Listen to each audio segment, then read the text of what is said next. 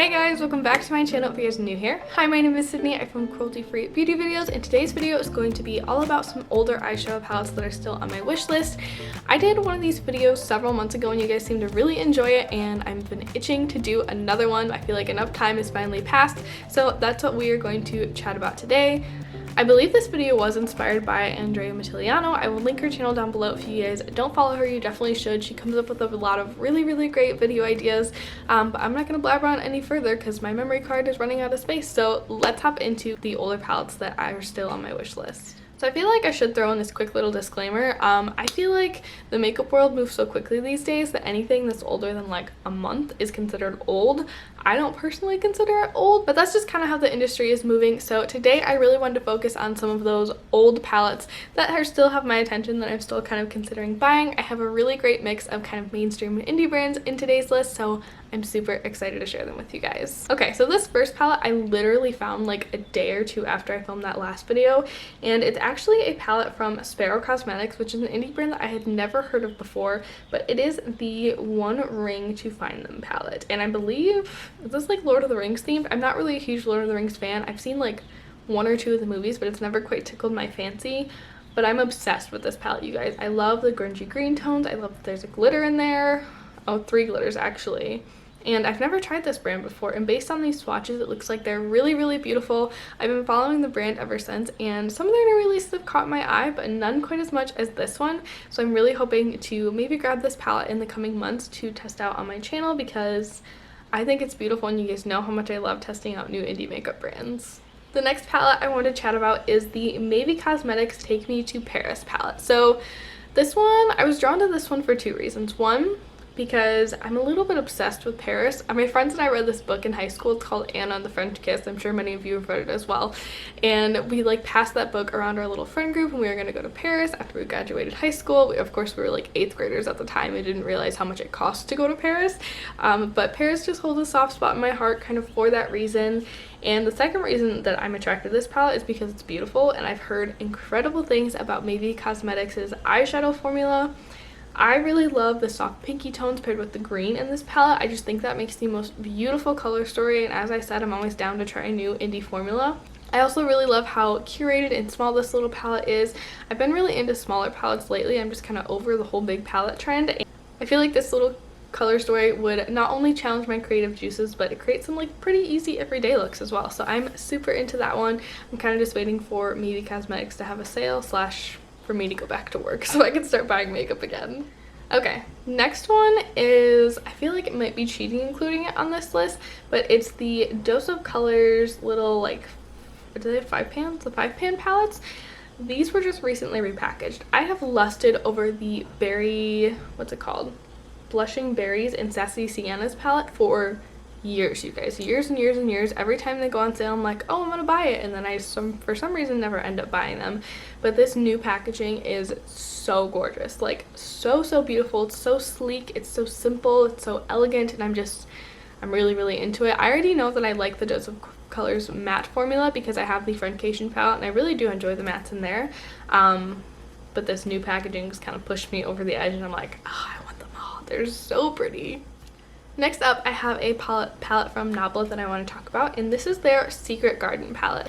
When this palette came out, I'm pretty sure I did a Shop My Stuff for Dupes video on it, and you guys can go back and find that on my channel if you want. It's very old, so I'm sure it's pretty cringy, but I just keep coming back to this palette. In that video, I was like, you know what, I duped it, I'm good, I don't need it, I walked away, and then every couple of months I kind of just come back to it and I give it a second look, and I'm like, that's really pretty, I really like the tones in here, I really want to try Nabla's eyeshadow formula, and now they're available on Ulta.com, so I don't know. I really want to try something from Nabla this year. I'm just not sure what, but I do keep coming back to this palette. I really love the berry tones, the blues in it, but it is predominantly neutral. So maybe I'm talking myself out of it while I'm filming this video. That might be a good thing. I don't know, there's just something that keeps drawing me back to it. Another palette that's on my wish list that's a little bit older is the Tati Beauty Textured Neutrals Volume 1 palette. I've gone back and forth on this palette so many times, you guys. Part of me is like, I don't like it because it's so big, but then part of me is like, I love the concept of that. I really want to try the formula, and those are shades that I use on almost a daily basis. So I'm like, well, maybe I'd get enough use out of it, but then part of me is like, probably not, and I can't decide. So basically what I've narrowed it down to is either I need to get this as a gift or I'm just waiting for the next palette to buy it, because if I'm totally honest with myself, these are beautiful tones, and yes, they're tones that I wear, but they're not the tones I'm reaching for on an everyday basis right now. So I feel like this one's gonna stay on my wish list for quite a while. I just can't take it off for some reason. It's drawing me in. I think it's the glitters. I'm really intrigued by the glitters and the different formulas in here. I don't know. I just can't shake this one loose, you guys. I'm really hoping she comes out with another palette in kind of this format with some more color, and that'll just steal my heart, and then I'll forget about this one. Another palette that I just go back and forth on is the Natasha Winona Mini Retro Palette. I know I own these shades. I know I do. You don't have to tell me. But I'm so intrigued by Natasha Winona's shimmer shadows. These ones look just a little bit more textured than the ones that are in the Sunrise palette, which is the only Natasha Winona palette I currently own. I'm really into like super textured, super glittery shadows, so I'm like, maybe I should try that one. It's only 25 bucks, but then I'm also like, Sydney, that thing is so tiny, and like the value of that palette is just like not good. So I'm kind of like, you don't need it, just buy some singles, but part of me is like, I just want it so bad. So I don't know. The next palette that I want to talk about is actually a group of palettes, and these are the e.l.f. bite-sized eyeshadow palettes, you guys.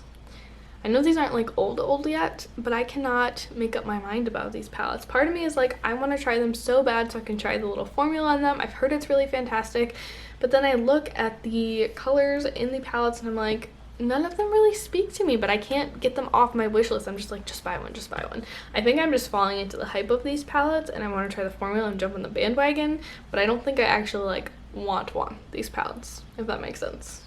So actually I think I'm taking those off my wish list. I'm talking myself out of makeup on this video, which is bizarre for me.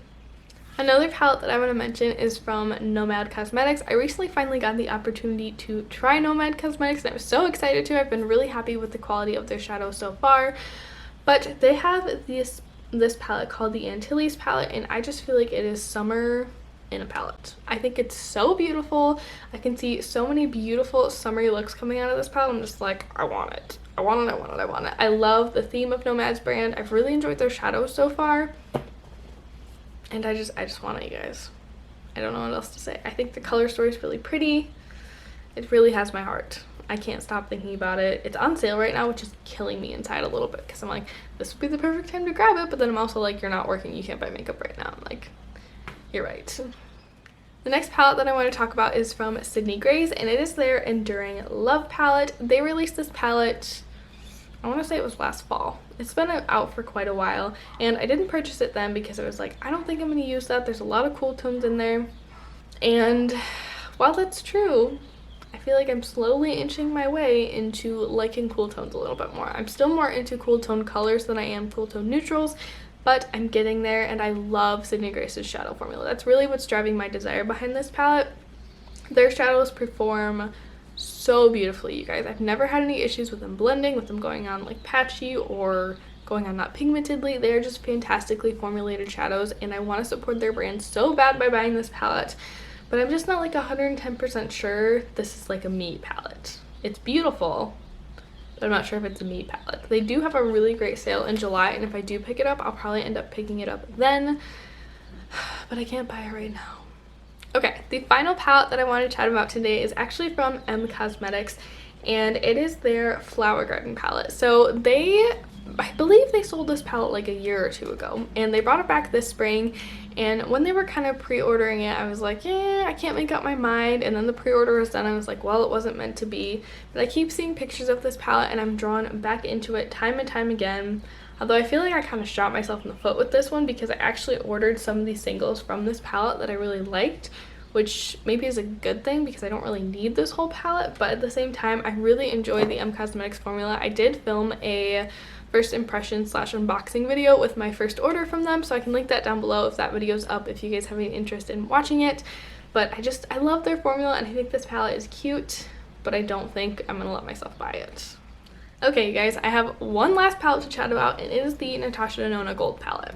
If I had a penny for every time I've talked myself in and out of this palette, I would be able to buy this palette, honestly. I feel like I just get sucked back into this palette because it's a palette that has held like its hype, the hype surrounding it. It's held its hype for such a long time. I feel like this palette has been out for at least a year, if not 2, and I still see people raving about it. I still see people saying, oh, this is my favorite palette, and I feel like people are still buying it and saying, oh my gosh, this was worth every penny. It was so beautiful. And I don't know what to do, you guys. I love the looks that people create with it. I love the color story within it.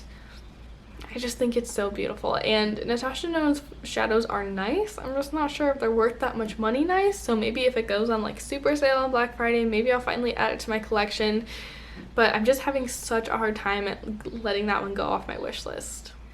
Alright, I think that's gonna wrap up today's video. I hope that it was interesting for you guys to watch.